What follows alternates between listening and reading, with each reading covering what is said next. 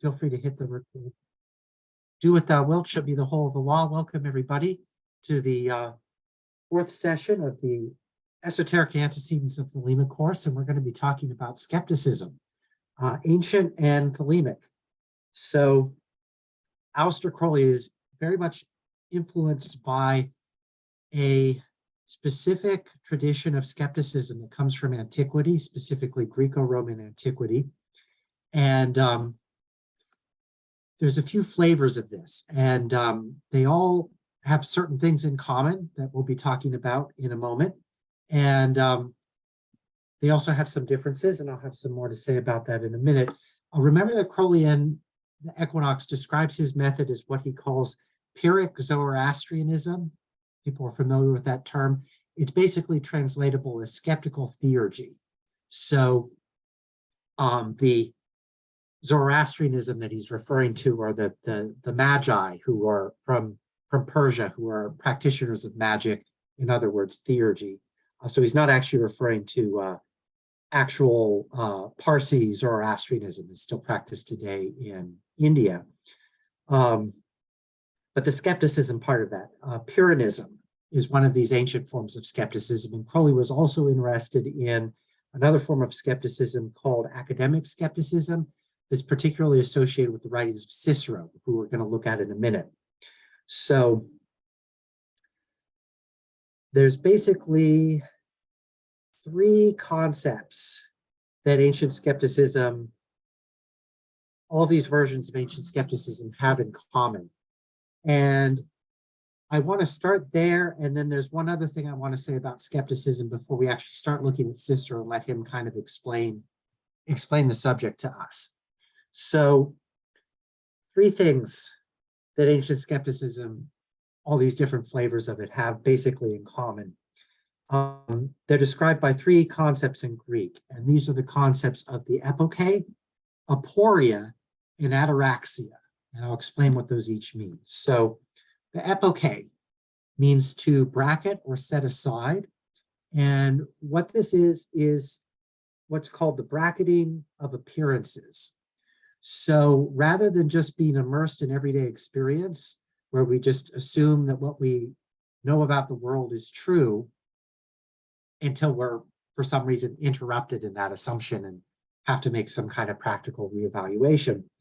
The skeptic practices a specifically philosophical methodology where they bracket off the elements of experience and adopt an attitude of questioning towards them, where they suspend the assumption of belief or acquiescence to the truth of appearances, and instead place themselves in an attitude of doubt or skepticism towards the objects of experience. This method continues in modern philosophy, most especially in Edmund Husserl's phenomenology, where the concept of the phenomenological epoche, or bracketing of experience, is one of the primary methodologies that's informing the philosophies of, for example, Martin Heidegger and his analysis of being, and also then all of the French phenomenologists who are interested in Husserl, who then go on to found existentialism, whether that's Jean-Paul Sartre or Merleau-Ponty or any number of other figures. And so they're all influenced by a certain type of skepticism as well. The second concept, aporia. Aporia is a kind of foundational doubt that's the end point of skeptical inquiry. Best example of this is the Platonic dialogues that feature Socrates as a character, where it's not expositing or critiquing somebody else's philosophy. But I'm thinking in particular of like the Euthyphro or some of the earlier,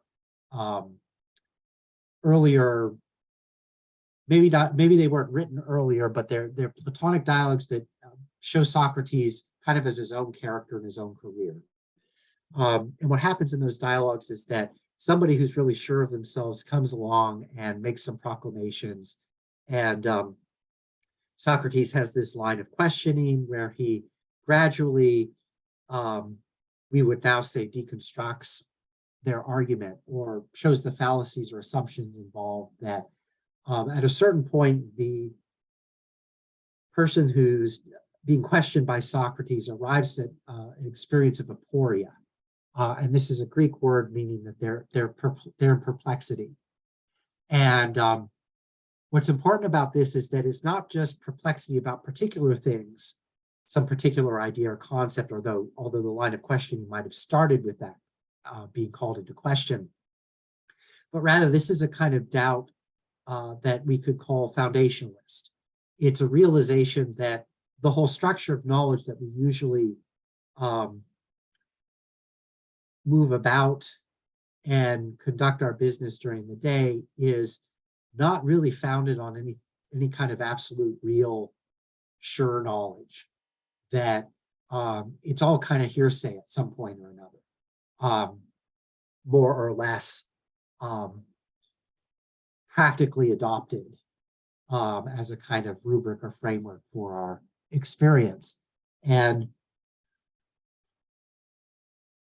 the basic approach of ancient skepticism is that by arriving at aporia through evoque, you then are able to experience a kind of moral value in equanimity. You reach a point where you achieve a kind of tranquility from the fact that you don't ultimately know anything. And then you can kind of relax and not have to be so concerned about the goings on of the world about you. You can achieve a kind of contemplative equanimity. And of course, this is really the goal of most Roman philosophy across the board, whether you're a Stoic or an Epicurean or any of the other kind of varieties of the philosophical paideia or system of rhetorical education that's going on at that time that you might be participating in as a educated member of the Roman civilization. And ataraxia is then the moral goal of skepticism. And so it turns out that ancient skepticism doesn't just practice skepticism for its own sake. And in that sense, it's a little bit different than later modern forms of philosophy that see themselves as sort of purely detached and scientific, and that they're just trying to be language referees or come in like Bertrand Russell and use logic as a way to adjudicate the meaning of certain propositions or whatever. And they're not, if they're bettering themselves as human beings, that's a kind of byproduct, but it's not a direct, it's not the direct goal of philosophy. They're supposed to be cooler and more disinterested, I guess. Logical positivism is maybe the main exemplar of this kind of attitude. And the Ludwig Wittgenstein at certain points of his career was kind of promoting this attitude. But it's a little bit false to ancient skepticism, which is very much a moral philosophy. And that leads me to my next point, which is that as a methodology, skepticism is never pure.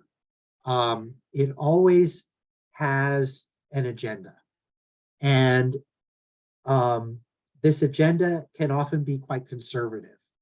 In other words, the point of achieving ataraxia is that you can then set aside skeptical doubts about traditional knowledge and culture and just be a good citizen, basically, and go about your business. And in the context of ancient life,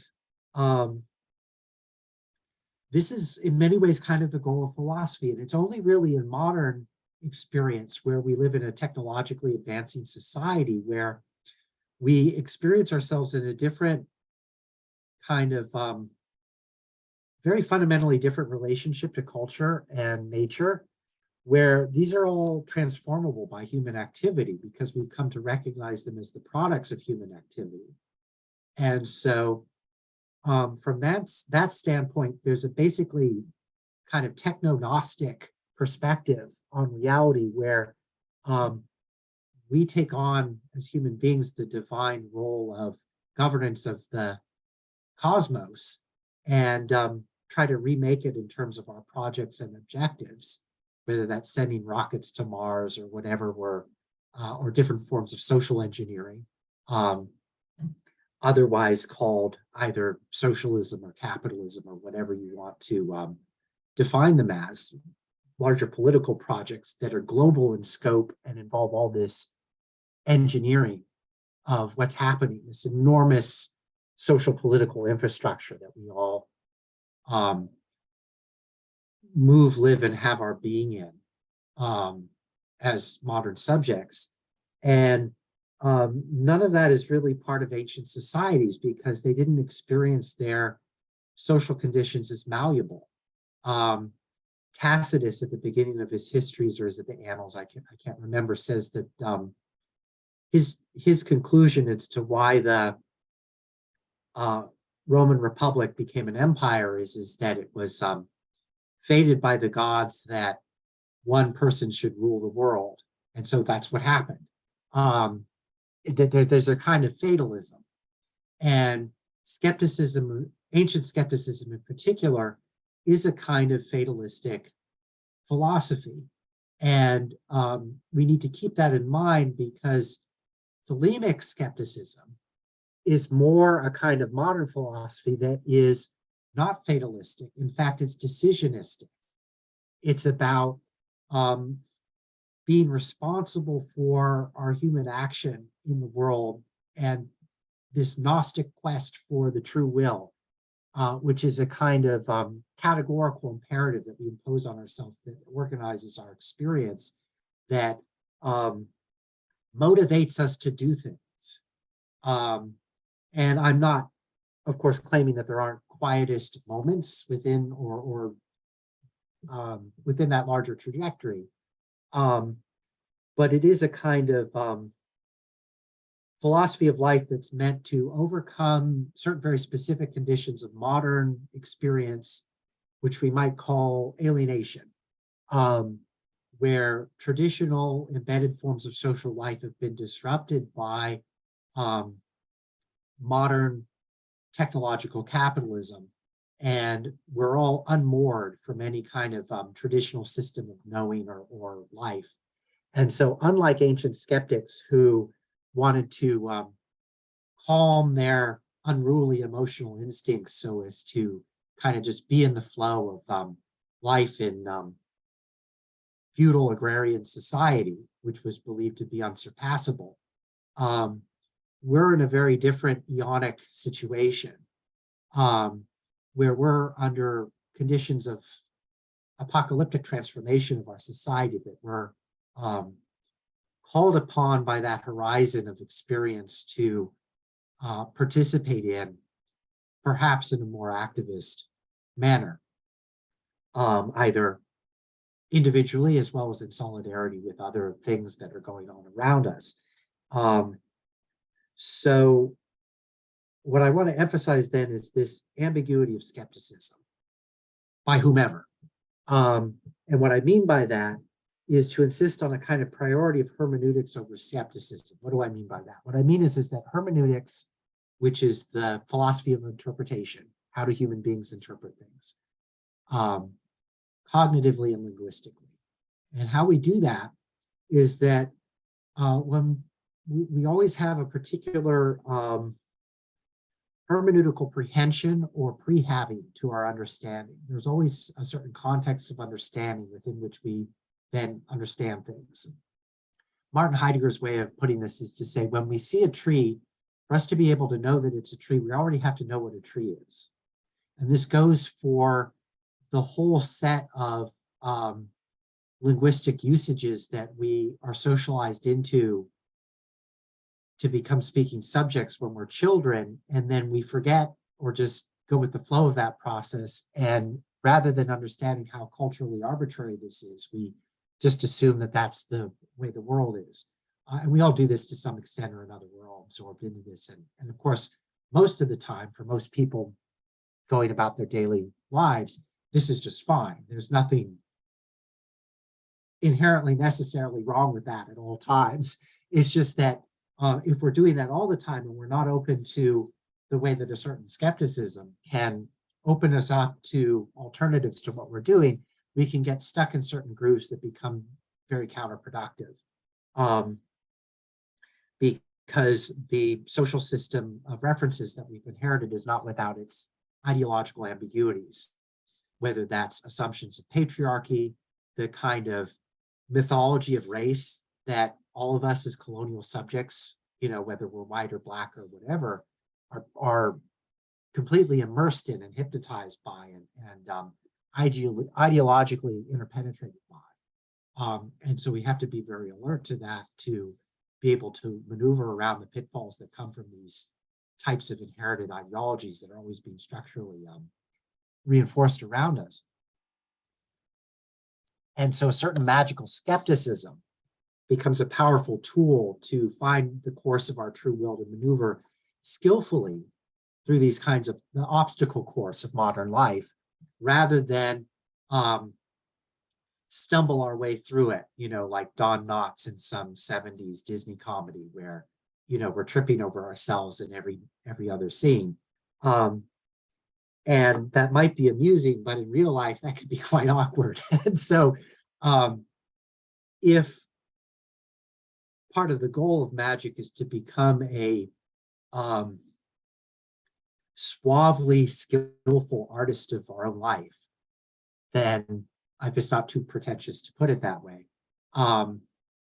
to find a way to live a life of honor, dignity, and complex creative richness under modern conditions of life that can make that difficult to achieve, then a certain type of magical skepticism is a tool to that. But all of that, for all that I just talked about to be the case, we have to have all of these prehensions. We have to have all of these hermeneutical pre-havings and assumptions that are basically in place, and that we're not also being skeptical about those, or we've been skeptical to discriminate to get to the point where we decide that these are what we're about. And then, or to put it in other ways, Ludwig Wittgenstein says at a certain point, explanations come to an end.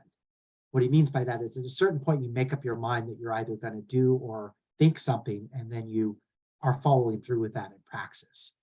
And so skepticism itself doesn't tell you what that is. It's a kind of formalism, but it can be a tool to get to that, to discriminate that kind of substratum. So I guess what I'm saying is that the assumptions that skeptics have need to themselves be subject to skepticism. And the naive or obnoxious kinds of skepticism that one can encounter, I find this is often the case in conservative politics right now, is people who are superficially practicing a kind of skepticism towards people whose opinions they don't like, but are not themselves cognizant of their own biases. And I think it's just fine to have biases. It just depends on what they are. There are good biases to have. To be for the good in some pragmatic sense that makes sense and, coherently in civic society to wanting well for other people, that's a biases, but it's a good one. I have that. I hope other people do. Again, the point is not to not have pre-assumptions. The point of philosophical skepticism, or the kind of magical skepticism I'm talking about today, is simply to become gnostically aware of what those are, to become intelligently skillful about that, and not to be some dumb bigot who shows up and is like, hey, I'm being skeptical about other people's political opinions, but I'm not going to question the fact that I think immigrants are some blankety blank or whatever is the particular prejudice that they think is rational when it's not. And that can be uncovered in moments through some kind of basic skepticism about what they're talking about. But, if they're going to pull the brain in the vat maneuver, where they're like, but how do we know anything when you question them? That's just lazy. We shouldn't be, we should be skeptical about that kind of skepticism, is what I'm arguing. Okay, let's take a look at Cicero. Let me share my screen, and then I always have to back up here just a moment.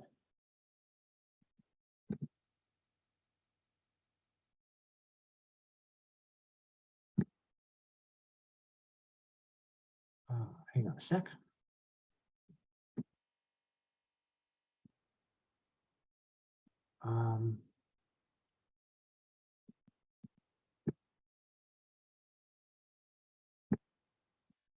Sorry, this is just taking me a moment longer.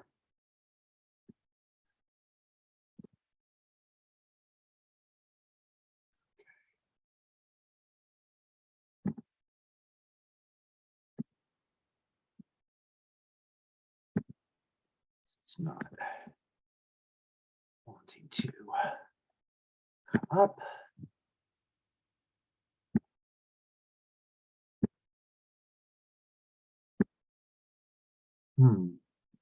Here we go. Okay, now everybody can see it. Okay,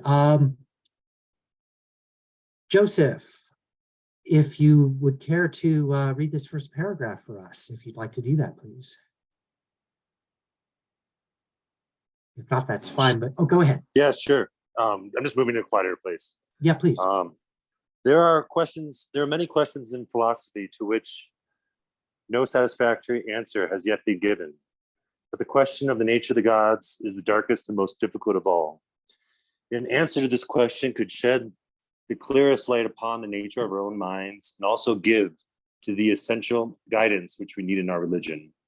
So various and so contradictory are the opinions of the most learned men on this matter as to persuade one of the truth of the saying that philosophy is the child of ignorance, and that the philosophers of the academy have been wise in withholding their consent from any proposition that has not been proved. Okay, there's the basic principle of skepticism. Go ahead and finish the paragraph, and then I'll back up and explain that.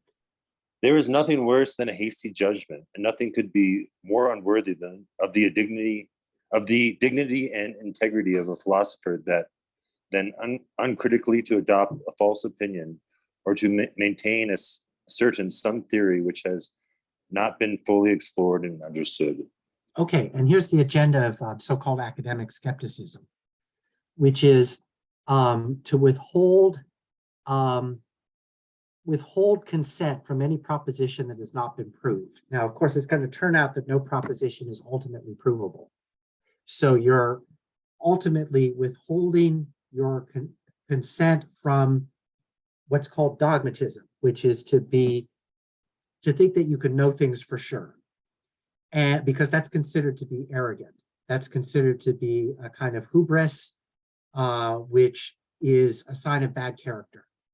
So the person of good character is supposed to behave in a piously restrained way and not go around claiming that they know things for sure, but instead asserting only what seems to be probable and to be non-dogmatic about that. And this is a criterion of what's called fallibilism, and it's introduced into academic skepticism by a particular philosophy called Carneades.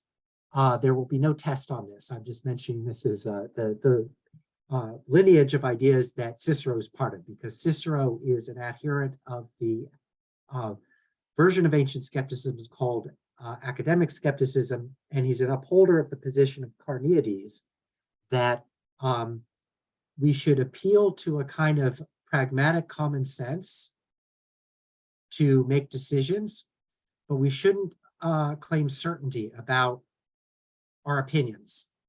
Instead, we should hold to what seems probable and base our actions on that, but it's arrogant to be too sure of yourself. And so skepticism is a kind of moral medicine to that, to prevent you from doing that.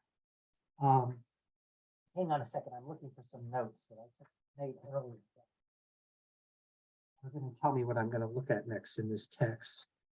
And for some reason now I can't find them, so that's okay. Let's move on to the next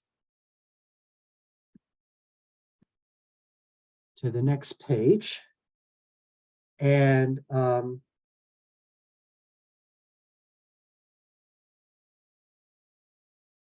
Lana, if you could read the paragraph that starts, "There are and always have been." Okay. Wait, which one there? What? Say it again. Which paragraph? It's on the left-hand page on your screen. On the And bottom? it's just a little bit down from the top on that left-hand page where it says, "There are and always have been some I see it. philosophers." I see it. Yes. There are and always have been some philosophers who believe that the gods have no concern whatever with the affairs of men. But if this belief is true, what becomes of piety, of reverence, and of religion? All the tributes of purity and chastity which men offer to the divinity of the gods are meaningless if the gods are unaware of them, and if in their immortal existence they're oblivious of the human race. If the gods cannot help us, and would not if they could, but care nothing about us, and do not even notice what we do, if in short these immortal beings exert no influence whatever on human affairs, then why should we revere them, honor them, or pray to them? Piety, like any other virtue, cannot long endure in the guise of a mere convention and pretense. When piety goes, religion and sanctity go with it. And when these are gone, there is anarchy, and complete confusion in our way of life. Indeed, I do not know whether, if our reverence for the gods were lost, we should not also see the end of good faith, of human brotherhood, and even of justice itself, which is the keystone of all the virtues. Okay, thanks. So what Cicero is doing in this paragraph is that he's telling us what his hermeneutical prehensions are in terms of what his agenda is as a skeptic. So what he's going to argue in the rest of this book is that all the arguments that philosophers present for why gods exist or don't exist are confusing regular normal people who need to be taught to be good citizens by religion. And so philosophy is safe for educated people like him, like Cicero, but we should be careful when teaching it to regular people on the street, because it might disrupt them and make them immoral, because they'll start questioning things. And really, from Cicero's point of view, the most important thing about religion is that it keeps the masses in line. He's, of course, a Roman senator, and so he's concerned with statecraft as the kind of basis for piety. The point that I'm making here is that one of the things this text reveals that I think is kind of interesting is that for people in ancient times, they were aware that their mythologies were kind of preposterous, that they were fictional, that they were not to be taken literally, especially educated people. And there's a lot of skepticism among the ruling classes towards religion. Cicero has a whole other book on divination that he writes, where basically he says it's bogus. It doesn't tell you anything. It's totally ambiguous. It's just based on however you choose to interpret it. It doesn't really matter. But it's very important that we piously practice it all the time. And all the sacrificial rites of the state need to be carefully observed, because otherwise we won't be promoting piety, and then the state will fall apart. And so we can't do that. And so that's why religion is true. And that's why we should say that it's true. And that's why we should, quote unquote, believe that it's true. And basically that's Cicero's argument in this book. Now, I think that's very interesting, because he's very open about, and this is why I find this text very interesting, is because he tells you what his reasons are, and they're very frank. And we would perhaps even today say cynical and manipulative. But he feels that this is his duty as a member of the ruling class to uphold religion.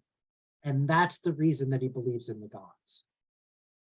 Not because philosophy tells him to believe or not to believe in the gods, but because as a pious senator, he's inherited these traditions from his ancestors, and it's his public duty to uphold them. And that's it. That's the reason he believes in the gods, and that's why people should believe in them. So let me now move forward a little bit, and let's take a look at what he says about, let's see what he says about skepticism.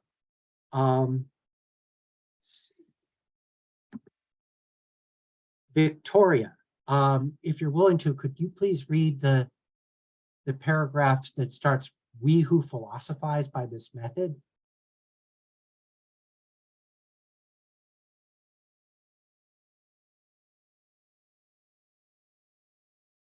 It's okay if you don't want to. We can go, oh, I've got someone. Okay, Robert, if you could read that paragraph.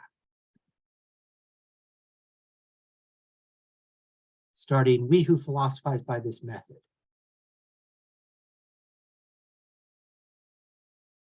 If Robert is able to do that.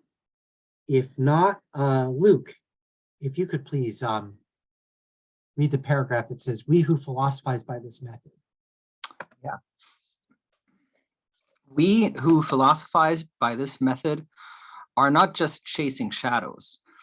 I have dealt more fully and more generally with this point elsewhere, but as some persons persist in this unteachable stupidity, I have to keep on ramming it home.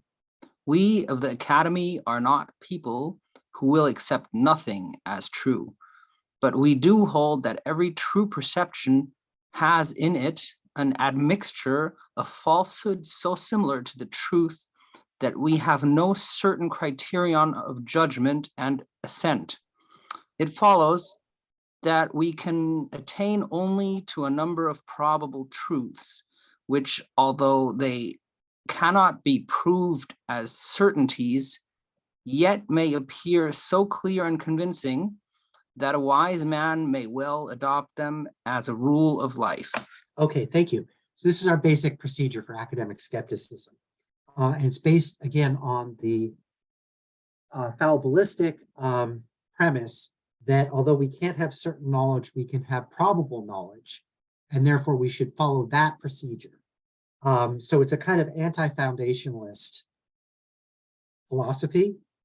And on this point, Crowley and Cicero are going to concur, which is that for Thelemic skepticism, just as with academic skepticism, there's a openness to the kind of anti-foundationalism, the idea that the whole procedure of finding metaphysical or absolute foundations for knowledge is a false and pointless procedure.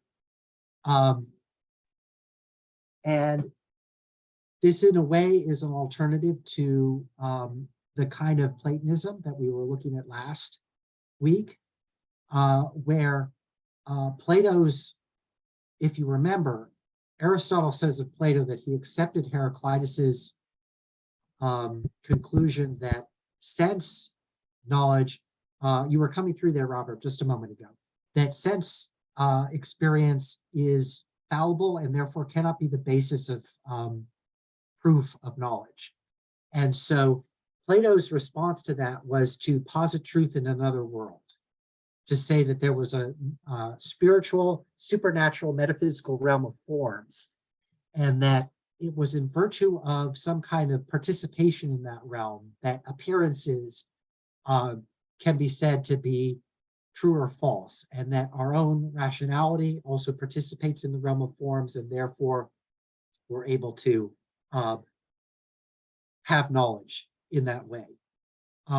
So academic skepticism represents a kind of doubt towards that knowing, but that doesn't mean that it's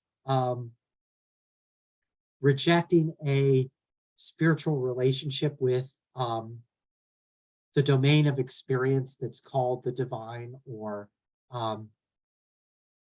what Cicero calls the gods. It's just that It wants to retain, it doesn't want to be dogmatic about that. So it's a way to practice spirituality non-dogmatically. And Crowley's interested in that because it allows him to oppose the kind of dogmatism that's part of Christian dogmatism, the foundationalist attitude of Christianity that it derives from Platonism. And so that's why this type of ancient skepticism represents an alternative for Crowley. So let's actually look at that now. Let's see. I'm going to just for a moment stop sharing the screen so that I can now pull up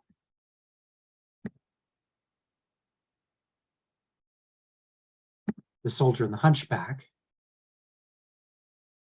Oh, yes, here we go. Great. And then let's, whoops, didn't do it. Let's try that again. I know how to do it now. Yes, there it is. Slowly figuring this out. Okay, now, Robert, if you're able to unmute and read us where it says inquiry. Inquiry. Let us inquire in the first place. What is skepticism? The word means looking, questioning, investigating. One must pass contemptuously the Christian liar's gloss, which interprets skeptic as mocker.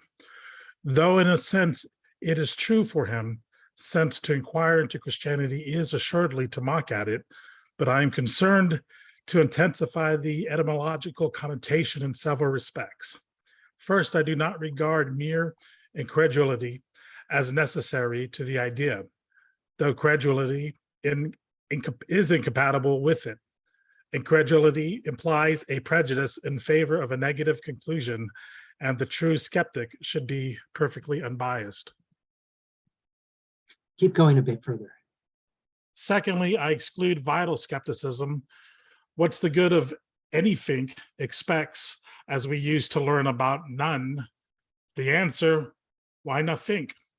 And again, is prejudice. Indolence is no virtue in a questioner. Okay, there we go. Okay. Let's pause there and let's read just one more bit where he says, Taryn, if you could read where it says, I picture the true skeptic as a man eager and alert, and I'll tell you when to stop. I picture the true skeptic as a man eager and alert, his deep eyes glittering like sharp swords, his hands tense with effort as he asks, what does it matter? I picture the false skeptic as a dude or popinjay yawning, with dull eyes, his muscles limp, his purpose in asking the question, but the expression of his slackness and stupidity. Okay, pause there. So what's going on here is that for Crowley, the really important philosophical insight that is disclosed by the skeptical method is not the abstract and obvious triviality that it's always possible to find some reason to doubt any assertion. Rather, what's important about that procedure is that it leads him to anti-foundationalist conclusions. So in other words, the problem with skepticism, or rather, the problem with skepticism is not that anything goes. Only the lazy skeptic waste their time with this kind of claim, the how do we know anything kind of attitude. Rather, the genuine skeptic really wants to know. They're interested in what the philosopher Alain Badiou calls a truth procedure. Truth matters. Skepticism should be about finding out what the truth is, and we should be genuinely interested in that. The issue that skepticism raises, that's a kind of important methodological point, is that since every answer leads to more questions and so on and so forth in an infinite regress, this logical feature of all semiotic inquiry leads Crowley to the awareness that the whole linguistic cognitive system of any possible inquiry is ultimately ungrounded foundationless and lacks any means to establish the absolute and a priori truth of any assertion. In other words, the conclusion to be drawn from this is that truth can't be formally established. It has to be practically presupposed. And then it's either supported or refuted by experience. And so that shifts us away from metaphysical foundationalism into a kind of pragmatic methodology. So the whole point of this is to shift us away from the type of dogmatism that Osirian Ionic systems of enslaving human beings ideologically, like Christianity, are fixated on metaphysical certainty. And what Crowley is trying to do is he's trying to use skepticism to blow up that whole set of assumptions, that whole need to do that, and to instead shift the whole basis of what we're inquiring into over to a kind of practical or pragmatic approach in which illumination becomes a search for the adequate, the contextually and historically adequate set of presuppositions that we know are not ultimately provable, but which we adopt out of will to power, out of our own creative human groundless and yet nevertheless magically assertive will to mold our circumstances in accord with will into a magically enlightened circumstance. Anyway, let me switch again over to what Crowley has to say about that, and let's see. So this is now, we're going to skip forward to section 6. There's a lot of interesting arguments in the middle of this essay, which it would be wonderful for us to have more time to look at, but we don't have time. So let me just skip ahead and then let me share the screen. And then, great. So then who hasn't talked for a bit? Joseph, if you could jump in again. You went first. Let's have you go again. Could you read a bit where it says, suppose then we accept our skepticism? Suppose then we accept our skepticism as having destroyed our knowledge, root and branch. Is there no limit to its action? Does it not, in a sense, stultify itself? Having destroyed logic by logic, if Satan cast out Satan, how shall his kingdom stand? Let us stand on the mount, saviors of the world that we are, and answer, get thee behind me, Satan, though refraining from quoting texts or giving reasons. Oh ho, says somebody, is Aleister Crowley here? Samson blinded and bound, grinding corn for the Philistines. Not at all, dear boy. We shall put all the questions that we can put, but we may find a tower built upon a rock against which the winds beat in vain. Not what the Christians call faith, be sure, but what possibly the forgers of the epistles, those eminent mystics, meant by faith. What I call samadhi, and as faith with... Okay, let's have Lana now read the next page. With faith without works is dead.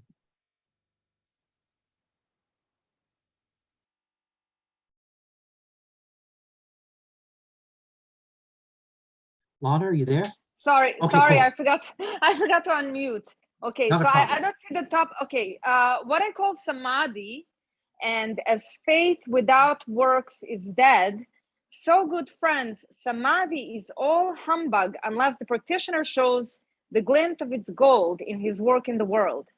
If your mystic becomes Dante, well, if Tennyson a fig for his trances. But how does this tower of samadhi stand the assault of question time? Is not the idea of samadhi just dependent on all the other ideas? Man, time, being, thought, logic? If I seek to explain samadhi by analogy, am I not often found talking as if we knew all about evolution and mathematics and history? complex and unscientific studies, mere straws before the blast of our hunchback friend. The hunchback is the question mark, is the Yeah. question of skepticism. Well, one of the buttresses is just a small matter of common sense. Okay, and now there's the appeal to common sense. So this is actually important. And this maneuver doesn't come out of nowhere. It is, in fact, David Hume's antidote to his own corrosive deployment of skepticism in his work, An Inquiry Concerning the Human Understanding, where he calls, for example, our belief in causality into doubt, or the idea that we have a cohesive self. He presents a bunch of skepticism about that in this work. Now, Crowley is particularly interested in Hume's skepticism. In fact, in a way, I think it's arguable that Aleister Crowley is primarily a Humean skeptic in terms of how he adopts and uses ancient skeptical ideas, that he's interested in the way that kind of moves through Hume's thought into his own education. And basically, Hume's antidote to skepticism is common sense. He appeals to a kind of pragmatic human understanding of the world as the basis for our judgments, as opposed to any kind of metaphysical speculation. And in fact, this is something like the general view of what we might call the common sense school of philosophy, associated with something that more contemporary scholarship calls the Scottish Enlightenment. And this is the flowering of academic and cultural thought going on in bourgeois Scottish, particularly academic circles in the later 18th century.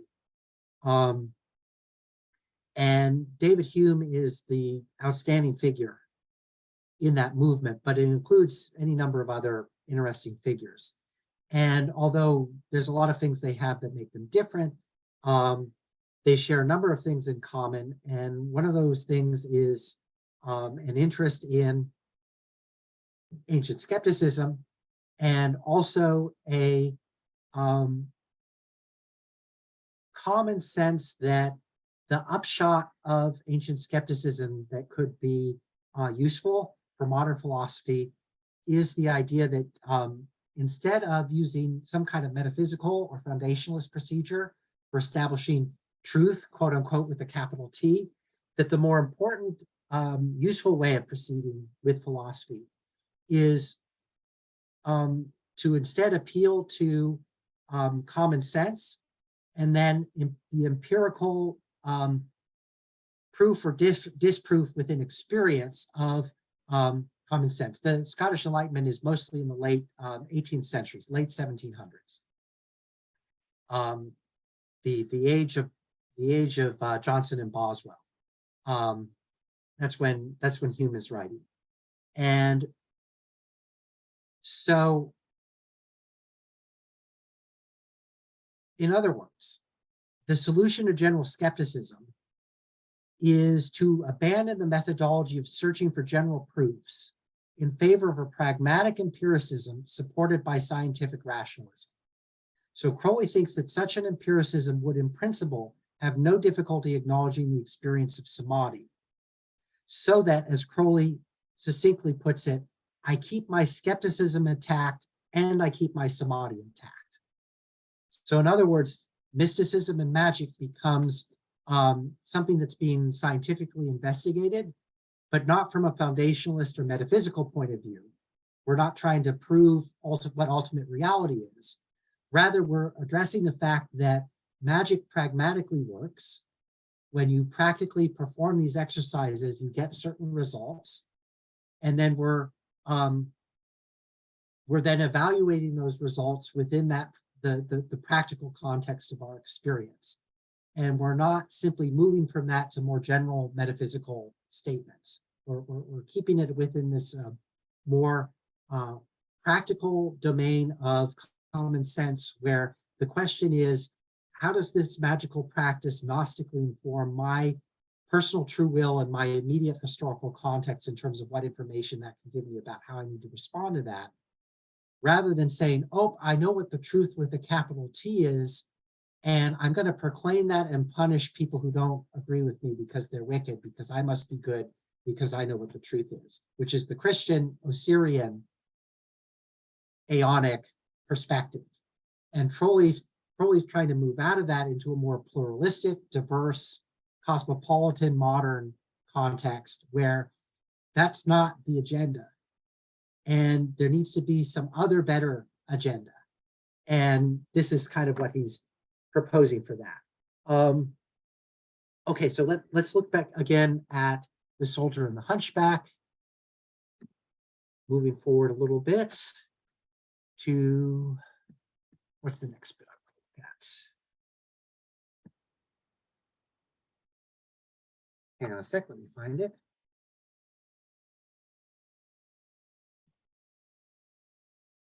Okay, good. Screen.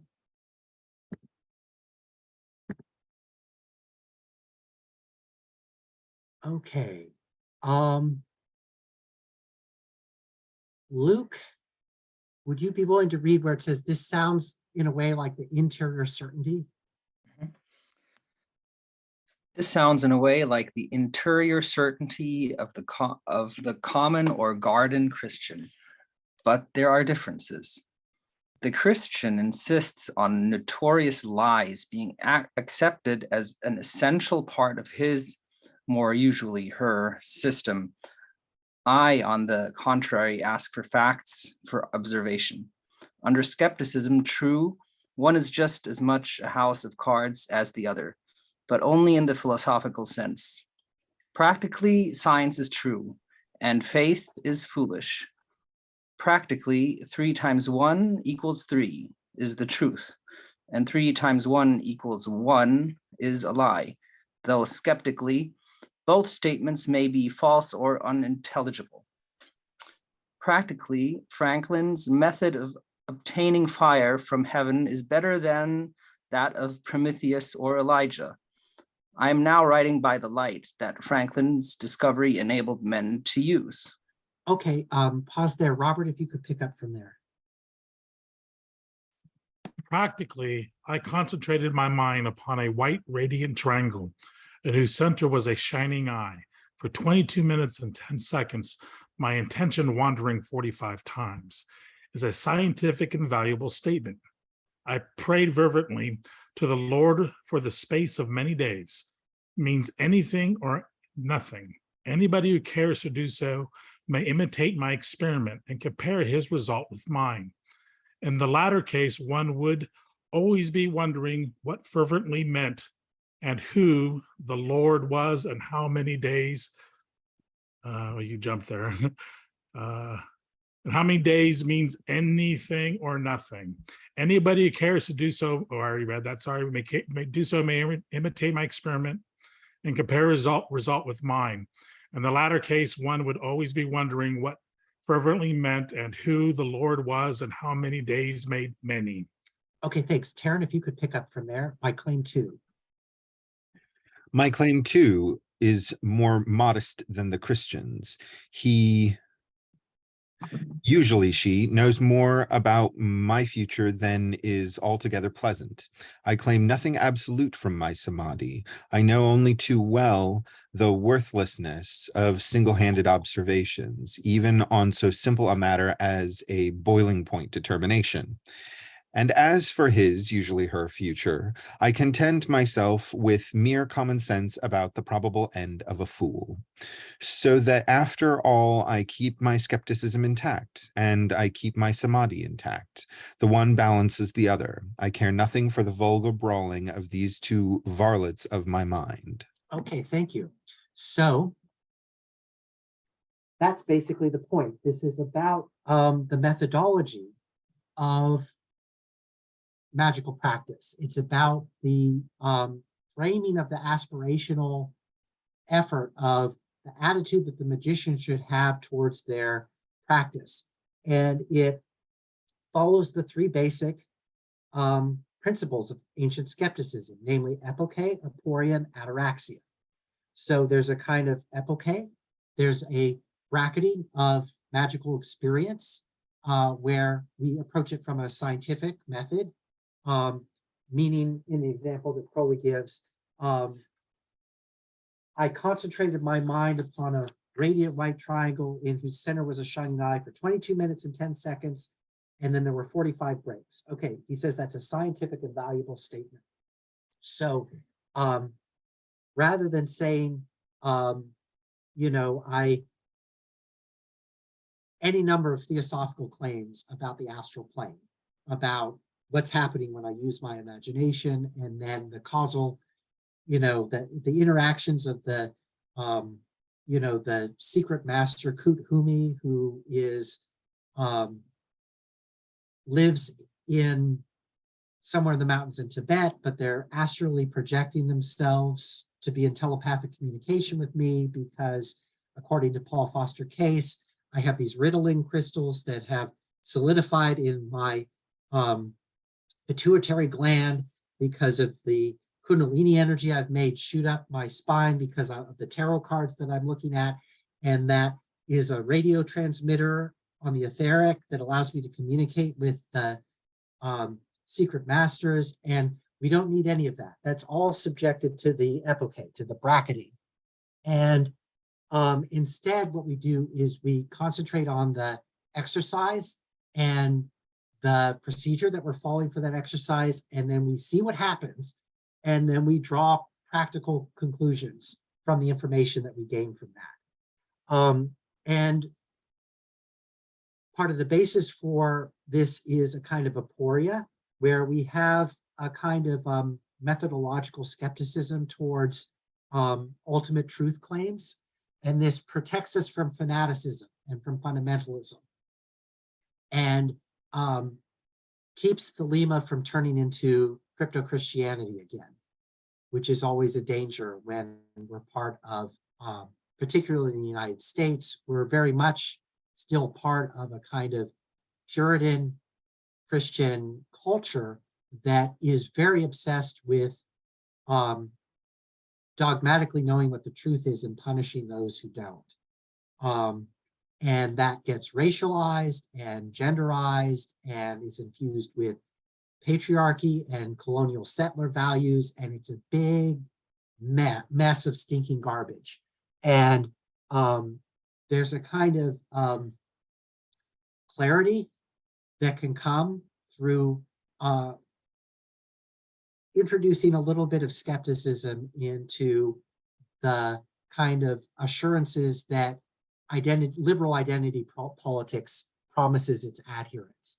And instead, if we could cast a cold, cool eye on life, as W.B. Yeats says in one of his poems, I hope I quoted that right, and just get a little bit more distance, not to disengage, but to have the coolness of clarity to be able to know when and how to engage with what's going on.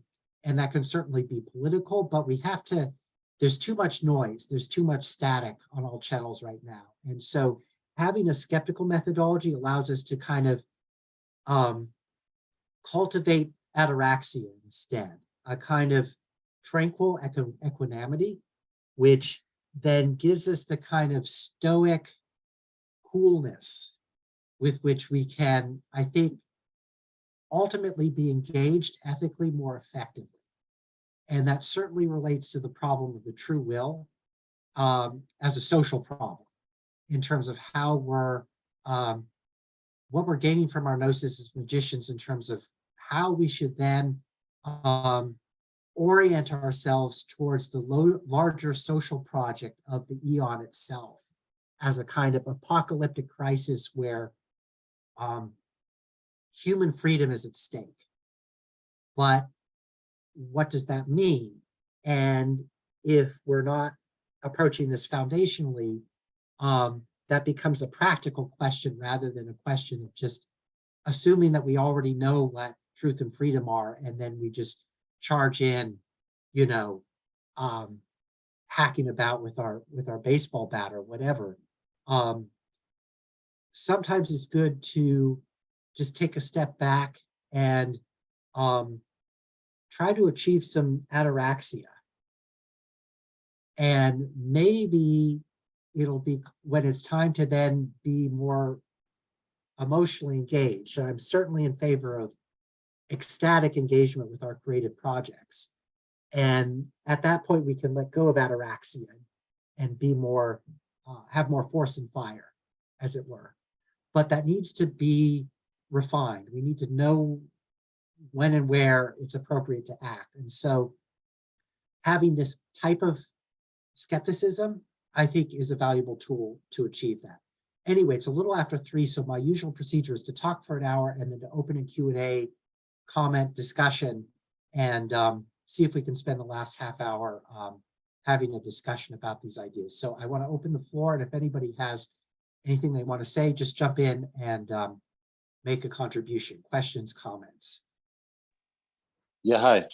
Joseph, go ahead. Yeah, so you mentioned that you encourage people to kind of seek the good at the beginning of this lecture. It seems like to me that, Crowley and Thelema are very much in the tradition of the Nietzschean tradition of like beyond good and evil. I mean, you look at, and then you mentioned Satan a few times in this essay, or you look in the 3rd chapter, Book of the Law. There's kind of it's almost more just like the procedures, the practices that he's advocating. And there doesn't seem to be a morality, I guess, and more just, like you said, the pragmatic. Well, but that pragmatic approach is a kind of morality, but it's a morality that's beyond good and evil. But when Nietzsche says that, what he means is beyond good and evil in a metaphysical sense. He doesn't mean beyond good and evil in the sense that might be posited by will to power. In other words, if there is only will to power, then there are only values. It's just that those values are historically diverse and contextual. In other words, William James has an interesting way of putting this. He says that rather than thinking of reality as being a universe, we should think of it instead as a pluriverse. And that pluriverse is beyond good and evil in the sense that it cannot be unified or totalized around a single axis of values, because all values are historically contextual. But then it becomes all the more urgent to seek those values that would be appropriate for our particular context. So to put that another way, when I say that we should seek the good, what I'm really acknowledging there is that we all seek some form of the good, but that's diverse depending on our unique perspective. So all of us, from a Thelemic point of view, we're all like unique and conqueror. We're all these, every point event in reality has its own will to power, its own perspectivist agenda. Mm-hmm. And then that has to be coordinated then in that, because we all also form the company of heaven. We're all this kind of constellation of all of these points of views, this kind of anarchy of being that doesn't have its agenda preset by some kind of ultimate platonic horizon of being. We've let go of that, but we still have projects that we have in common. There's still an eon where there's a constellation formed of these unique point of views. And so I think what is really being kind of advocated in the 3rd chapter of the Book of Law and so forth is that there's going to be a kind of, we're going to have to fight it out amongst each other. We're going to have to learn to cooperate with each other within the anarchy of being to posit common social goals, where we can't rely on these being set for us by some pre-established harmonic organic hierarchy of being. That Assyrian dream that could be discriminated or obeyed, that we could be the wonderful slaves of some all-knowing God that would tell us what to do. We give up on that, but what we get in exchange is the human freedom to figure out how to cooperate with each other in common projects within a kind of practical life world. And that certainly is to seek the good, but it's to seek the good in a pluriverse rather than a universe. And I think that still is an agenda of Thelemic magic. So when we talk about what Nietzsche means when he says that the philosopher is beyond good and evil,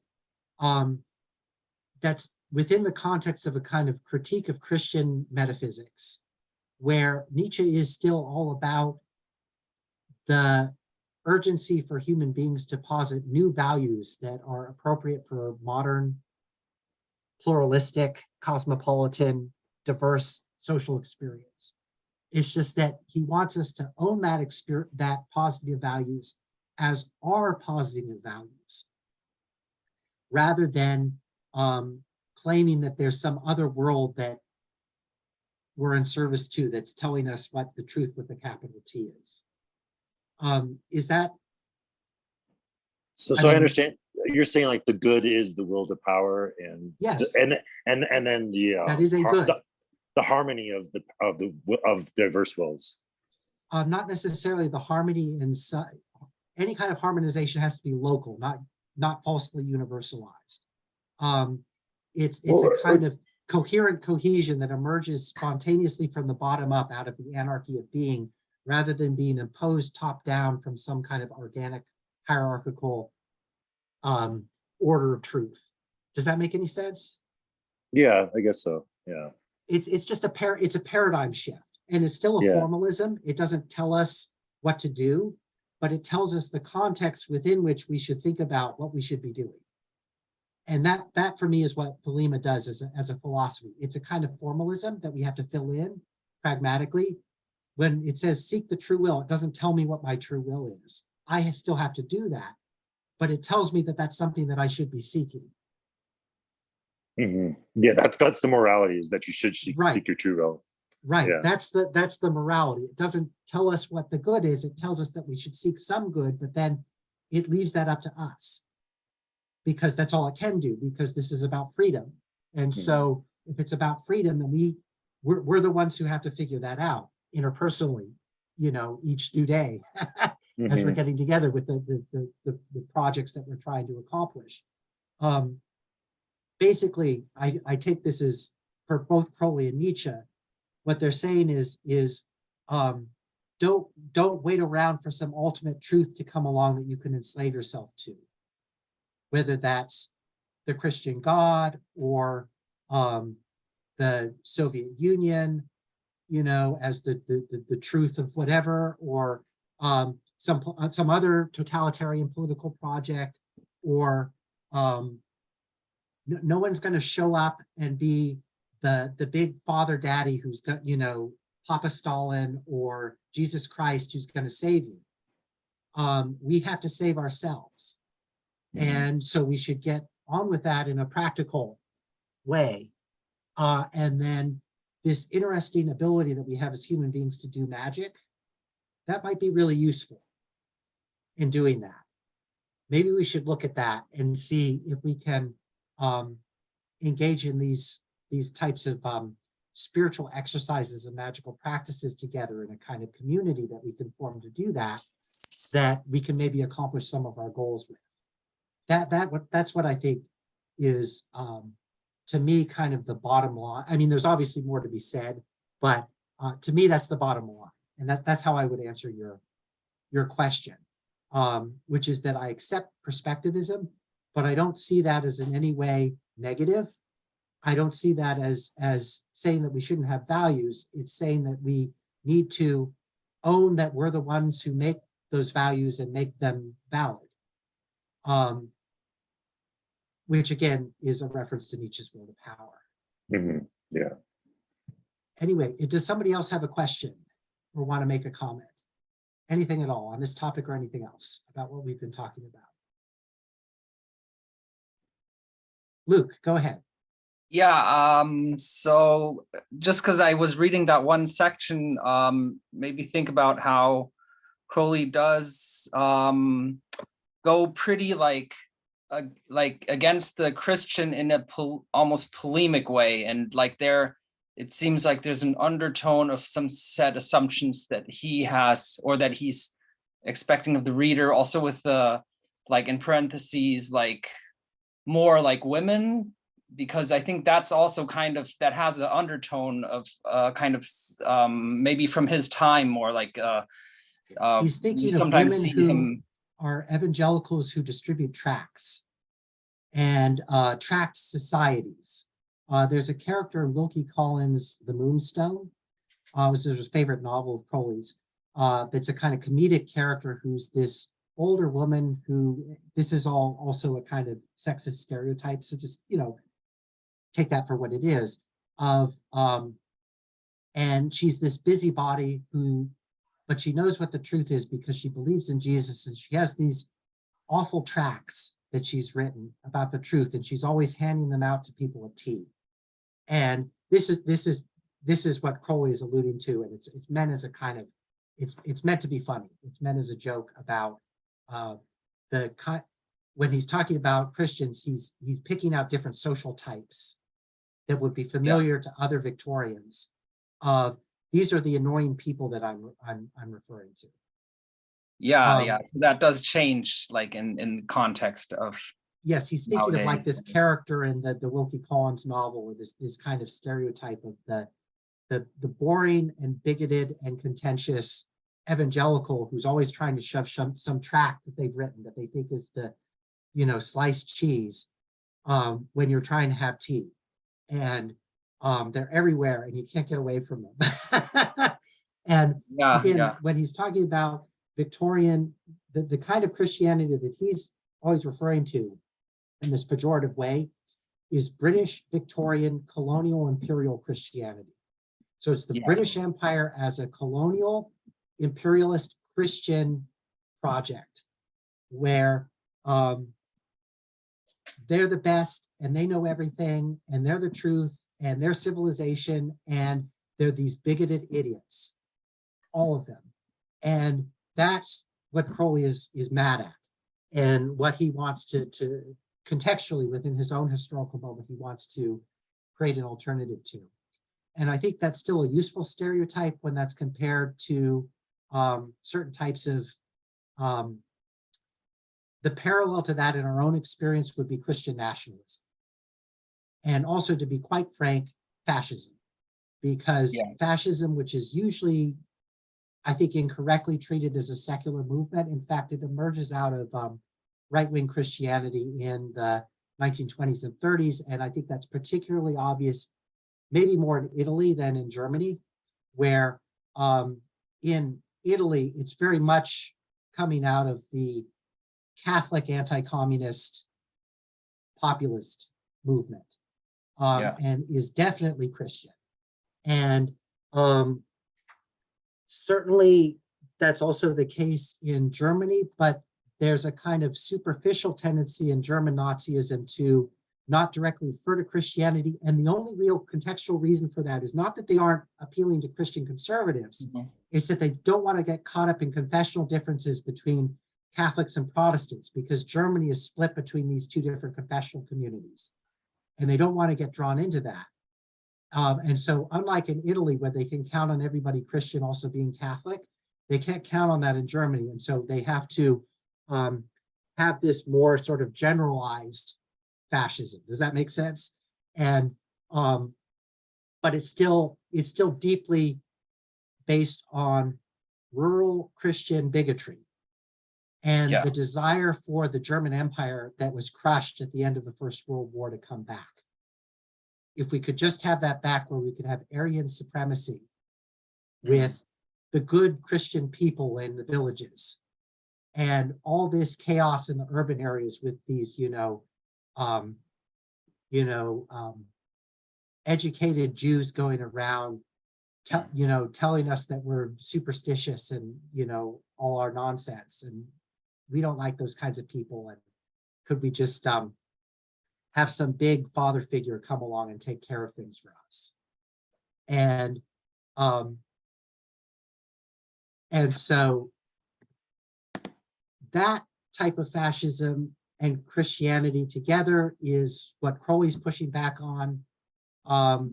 When he first arrived in Italy in 1920, the Mussolini's fascists were taking over, and very early on, as many people did, Crowley thought, well, maybe these are like noble rural rebels who are like trying to achieve some kind of authentic existence against the problems of urban life.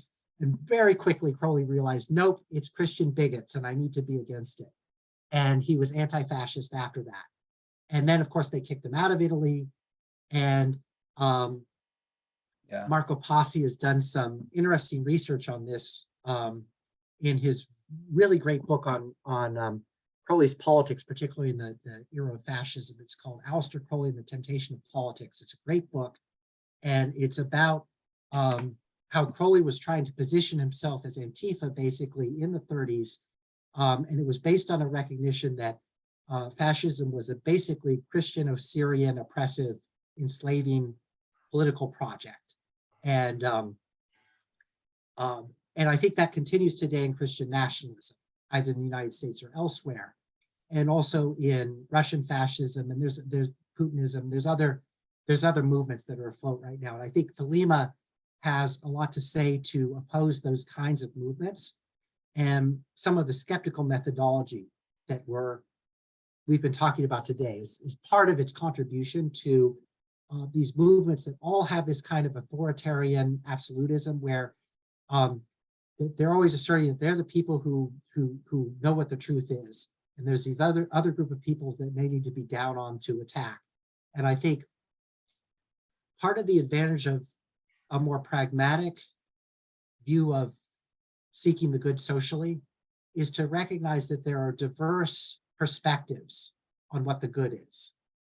And that what we should be looking for is a way to democratically coordinate in a larger conversation these views so that we can find practical compromises and relationships that allow us all to kind of try to get along and get what we want done. And the moment somebody comes along and says, I've got the truth with a capital T, and having that truth means that I'm good, because being good means that you have the truth, and anybody who isn't in that group is bad, and therefore they need to be punished and scapegoated and attacked and denigrated. That's what we need to look out for. And I think Nietzsche was opposed to that because he was already seeing what was happening as the German Empire was getting underway and the kind of stupid bigotry that was going on with that. He was invited to Bayreuth for the opera house there when Wagner started up. He kind of had this break with Wagner, so they really weren't talking to it, but he got an invitation anyway to go to this, to the great inaugural opera, and there was going to be this big revival of German culture, and he shows up, and there's all these dumb Prussian imperialists who are there being snobs. And as the opera started, Nietzsche became physically nauseous at the racists that were around him. And he had to get up and he had to leave. He had to leave the show. He couldn't stay. Yeah. Okay. That's the kind of attitude that I think is valuable coming from Nietzsche's philosophy and that Crowley's picking up on, and that this is useful for us. This is useful for us today, I think. Yeah, I think it was only through his step sister or something that more of the kind of right conservative parts of Nietzsche got even promoted, because she was really into that, and she kind of falsely promoted that aspect, which is because Nietzsche is so deep and wide in his philosophy that you can pick out these aspects, sure, and kind of pick and choose if you have a kind of negative, say, if you have an agenda, right? And that's always, again, what's so important about skepticism, which is to be aware that everybody has a particular set of assumptions, and to make those assumptions conscious rather than unconscious. That for me, that's also part of the importance of a skeptical methodology, is that you're inquiring into the presumptions that people have, and then you're not just letting those be implicit, you're trying to make those explicit so that their rationality can also be, because if there's anything that can be said about racism, it's that it's irrational from a pragmatic, not a metaphysical point of view. In fact, it is a kind of metaphysics.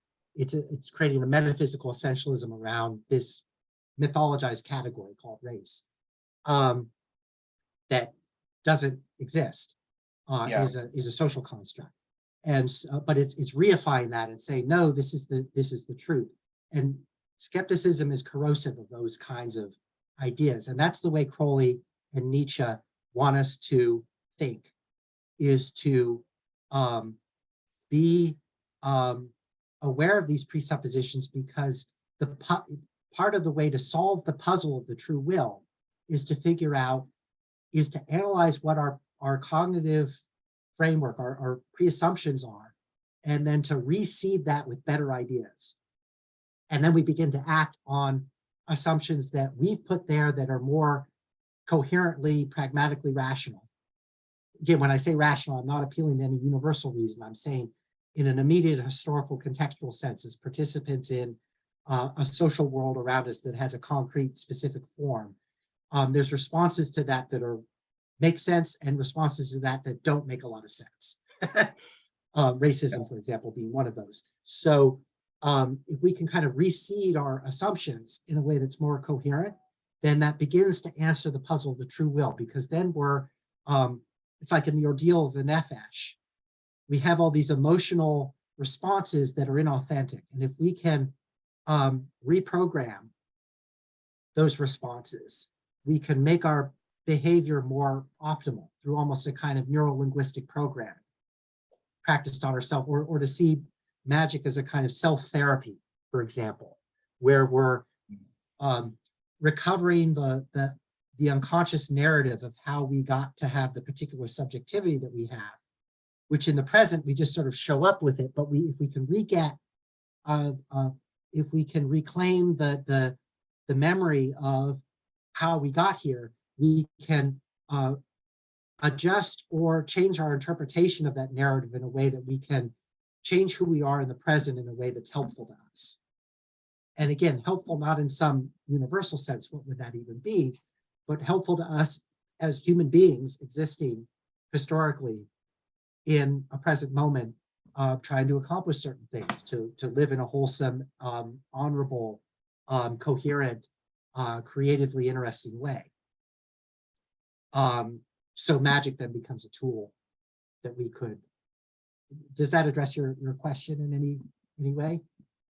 Yeah, definitely. That makes me also think of something that I thought of, like with skepticism, the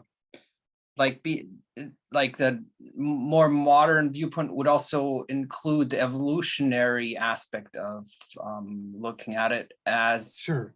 Like we have these preconceived notions based on the evolutionary or the way we developed on this, like in this environment. And so taking that into consideration when biological instincts that we've inherited cognitively from the fact that we're monkeys, and that now we live in this completely technologically enclosed space that separates us from the usual processes of natural selection in nature.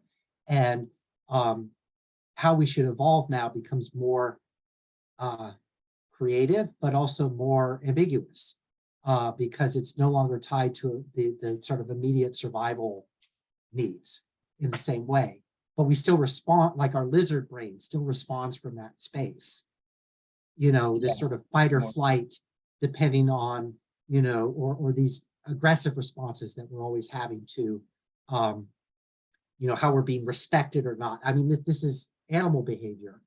And and it's not that we, right. And it's not that we shouldn't then be animals, because we are animals, but we also exist in a completely virtual, artificial way that we could then find some new accommodation, perhaps, with these instincts that might be more useful. So we're not just getting in bar fights all the time, for example.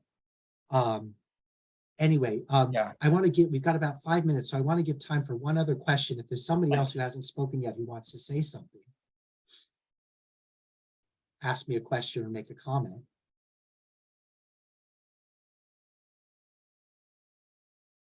And Robert and Taryn, that includes you too. If you want to jump in towards the end here, if you have anything you want to say. I'll just say that was brilliant. I'm enjoying this.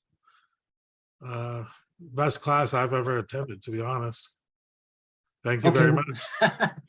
okay, great. Do you have anything in particular that you thought was useful in the class that you might want me to say a few things more about?